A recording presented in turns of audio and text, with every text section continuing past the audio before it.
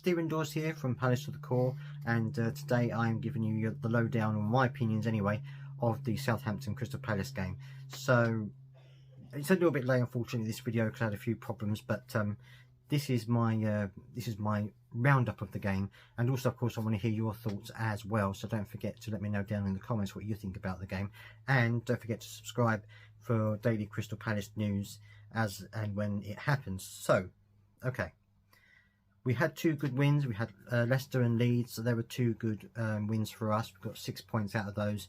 I was hoping that we could do it again against Southampton. Obviously Southampton are in a really serious situation in the league at the moment, and so I knew they were going to try and come out fighting. I thought, you know, they're going to try and do their best to get a result against Crystal Palace. So I was a little bit worried about how things would pan out, but I'll let you know anyway how things went. But looking at the team news, obviously we still had guys who were still injured. Klein was injured, Zaha was still injured, and also Nathan Ferguson is injured. So we still had those things to contend with. So we had Sam Johnston back in goal. We had Mitchell, Gahey, Anderson and Ward at the back.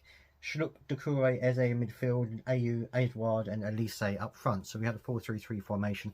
Very, what you might say, traditional formation compared to what a lot of teams are doing now. But as I've said before, I think these more traditional teams, at least at the minute, the traditional ways of setting things up and playing seems to suit Crystal Palace, at least at the moment anyway, with the way that we're doing our training and the players we're getting. It seems to suit them quite well. It certainly has suited us in the previous two games.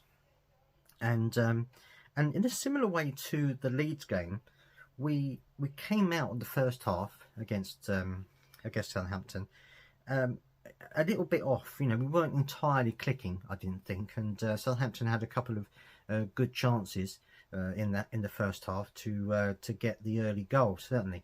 And it was interesting that we had a similar issue to before. Roy Hodgson talked about it in the post-match interview when someone said that this is the second game now where they haven't quite made an impact in the first half, and did you know why? And he said, well, I don't know why. He said that basically he tells them the same things as he tells them at half time. Maybe a few tweaks here and there, but pretty much the message is the same.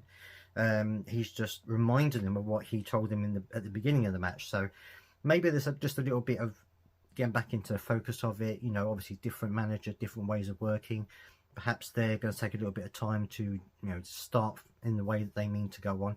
But anyway, we came out of the first half a little bit behind. And you know, it wasn't terrible. You know, Southampton, for me, although they had a few chances and could have scored a couple of goals, in general I didn't think they were that good, and so it was kind of, you know, a fairly easy game for us, I think, in terms of the Premier League.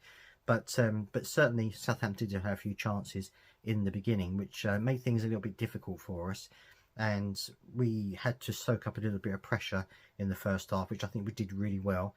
Roy Hodgson praised the back four and the goalkeeper, and I think they did incredibly well. I think that they worked well as a unit, and certainly it was good to see that defensive way that we play is still there, that's still working really well. You know, because if even under Patrick Vieira, our defence was always pretty good. So I'm glad to see that is still happening, and that they're still working really hard together, and that forced them at the back now. Obviously, we have to think about the Joel Ward right back situation for next season, but certainly the other three are a good unit for me, certainly. So we went into the end of the first half not having scored any goals, but we were looking okay. I thought that there were hints here and there that we were starting to get together. We were putting a few good passes together. And then coming out in the second half, again, we came out a lot better in the second half than we did in the first half. And only after 5 or 6 minutes, Eberechi Eze managed to get his first goal. It was a great run by Ayew down the left, and he crossed it back. The keeper parried it out, and then Eze side-footed it kind of into the back of the net.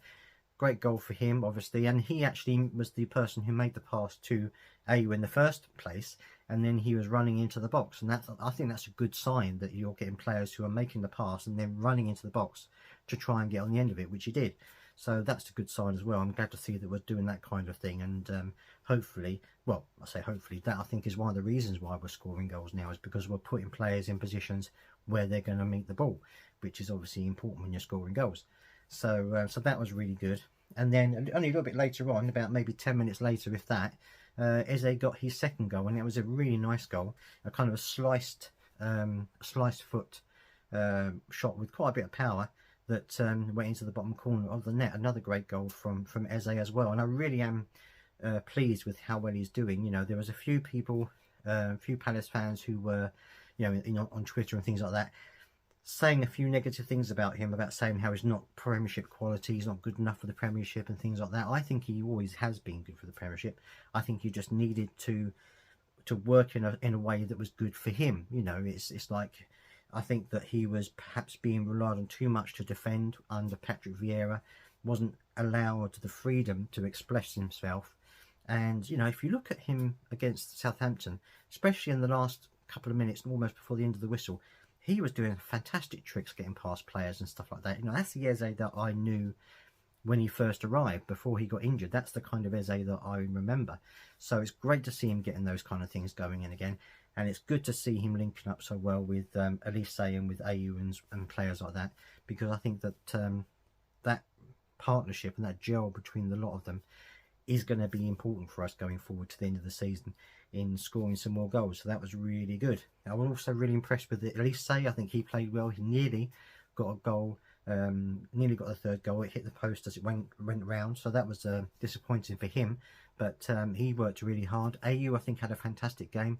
You know, we're seeing a different side to Ayew. You know, he's always been a hard worker. He's always worked hard defensively and picking up players and things like that, but we're seeing a different side to him here. You know, he's bombing forward, taking players on, putting great little balls in for the others. You know, he's kind of revitalised himself under Roy Hodgson, which is great to see, because he's another player who gets a bit of stick, but I think he's doing really well, and he almost had a chance to get a goal himself. So I think he had a really good game.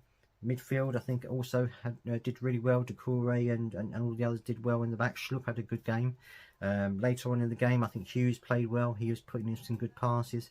So overall, I think it was a really good performance, and I think that this is the kind of thing that hopefully we can take forward into the next game, because you know, Everton aren't playing well, but Sean Dyche is a very good manager, and I think that eventually things might click with him and the team, and hopefully it won't be when we play them, but I think it's a matter of time before his message and what he wants will impact the team, and they'll start to improve. So we will have to keep an eye on Everton to see how they're going to be later on. But I'd love to hear your thoughts about the game, and also I'd love to hear your thoughts on anything else Palace related. If you have any comments or questions, do let me know in the comment section down below.